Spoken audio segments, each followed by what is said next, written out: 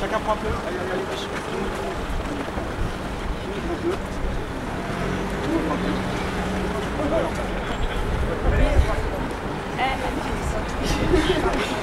Il y avait nos boîtes. Il y a des boîtes en priorité. Il y a de la patrouille.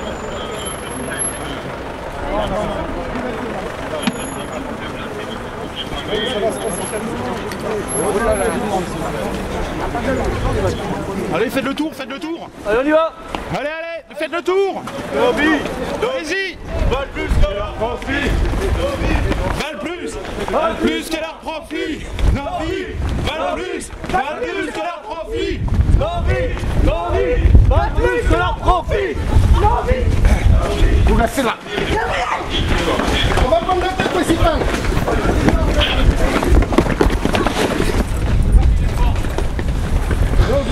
Novi. Val plus que leur profit. Novi. Val plus que leur profit. Novi. Val plus que leur profit. Novi.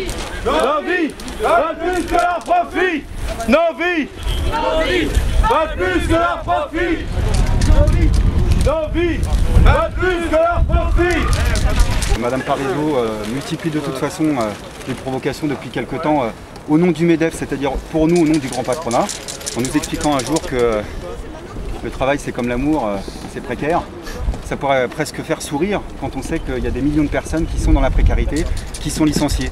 Et nous, par cette action un petit peu coup de poing, on compte braquer les projecteurs de l'actualité politique sur le fait qu'il y a plus de 65 milliards d'euros d'aides publiques qui ont été donnés au grand patronat pour faire des bénéfices et licencier quand même et pour bloquer les salaires.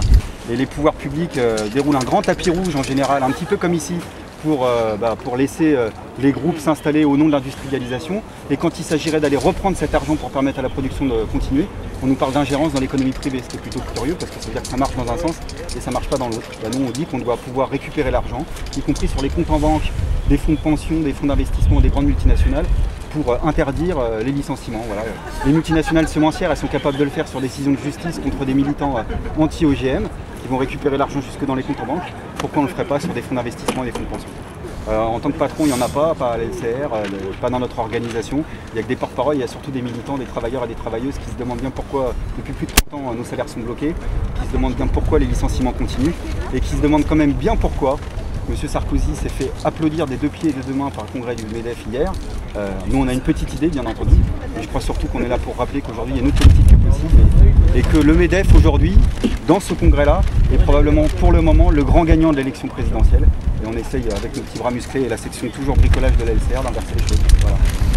C'est peut-être la différence, on n'a pas été invité de toute façon. Donc, puisque j'ai cru comprendre que le MEDEF interpellait tous les candidats à l'élection présidentielle et que j'étais pas invité, je me suis invité avec mes petits camarades pour ramener des pneus symboles du gâchis industriel actuellement, notamment dans l'industrie automobile. Il faut savoir que pour les équipementiers automobiles, c'est des dizaines de milliers de suppressions d'emplois et de licenciements pour Metzeler, pour Tomé Génaud, mais c'est vrai aussi dans le textile et c'est vrai absolument partout. Donc c'est pour ça qu'on a ramené quelques pneus avec le nom d'un certain nombre d'entreprises aujourd'hui plutôt phares, pour rappeler au MEDEF, peut-être s'il l'avait oublié, que sa politique de gâchis industriel, très exactement c'est ça. Je sais qu'il y a une partie de la gauche qui continue à penser que le MEDEF est un grand partenaire social, alors que les responsables du MEDEF et du CAC 40 n'arrêtent pas de nous envoyer des bras d'honneur à longueur de temps. Pour nous, ce n'est pas en effet des partenaires sociaux, c'est plutôt des adversaires sociaux.